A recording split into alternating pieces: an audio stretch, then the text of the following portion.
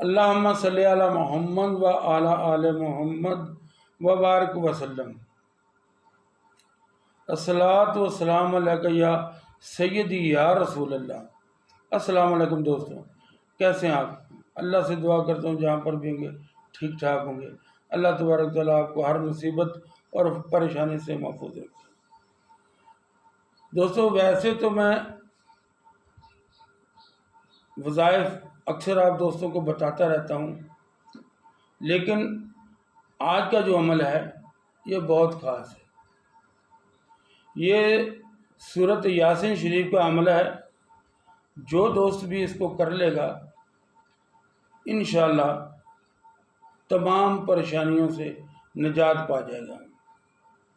یہ خاص طور پہ ویڈیو میرے ان بھائیوں کے لیے، ان بہنوں کے لیے ہے جن کے بچے غلط راستے پہ چل چکے ہیں، نشہ کرتے ہیں، ماں باپ کا حکم نہیں مانتے اور طرح طرح کی پریشانیاں گھر میں موجود ہیں، جادو ہے، جنات ہے۔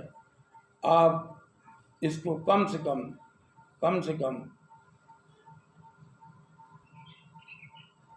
87 یوم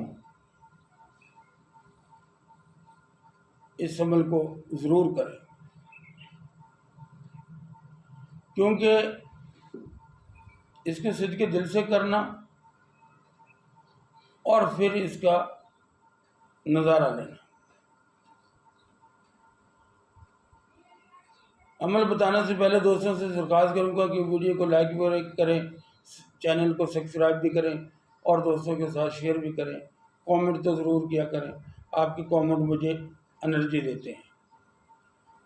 دوستو، آپ نے سورہ یاسین شریف پڑھنی ہے 7 مبینوں کے ساتھ۔ بہت مشکل کام نہیں بتاؤں گا آپ کو، آسان کام بتاؤں گا۔ اگر آپ کو درود تاج آتا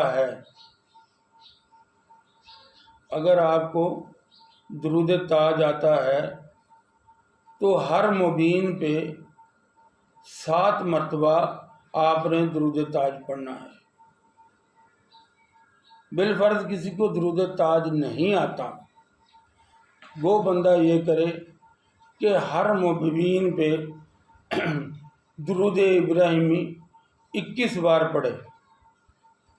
کرنا یہ ہے کہ آپ نے اعوذ باللہ من الشیطان الرجیم بسم اللہ الرحمن الرحیم یاسین والقرآن الحکیم آپ نے شروع کی۔ سورہ یاسین شریف پہلی مبین پہ پہنچے اور آپ نے ان دونوں درودوں میں سے جو بھی آپ کو یاد ہو کوئی ایک درود پڑھنا ہے اور پھر شروع سے سورہ یاسین شریف پڑھنا شروع کر دینی ہے، پھر دوسری مبین پہ پہنچنا ہے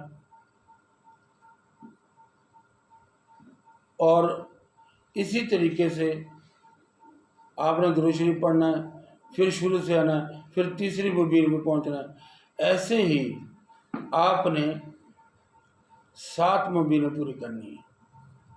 اس کے ساتھ جو میں آپ کو خاص بات بتاؤں گا وہ یہ ہے، آپ کی جو بھی پریشانی ہے، آپ کی جو بھی مشکل ہے، کوئی آپ کو بچہ نشہ کرتا ہے، بچی بے رحمی کا شکار ہے، یا جادو ہے، جنات ہے، قرض ہے، الغرض کوئی بھی مرض ہے، وہ آپ نے ایک کاغذ پہ اپنی دعا لکھ لینی ہے۔ پہلے ایک کاغذ پہ اس دعا کو آپ نے پہلے تحریر کر لینا ہے۔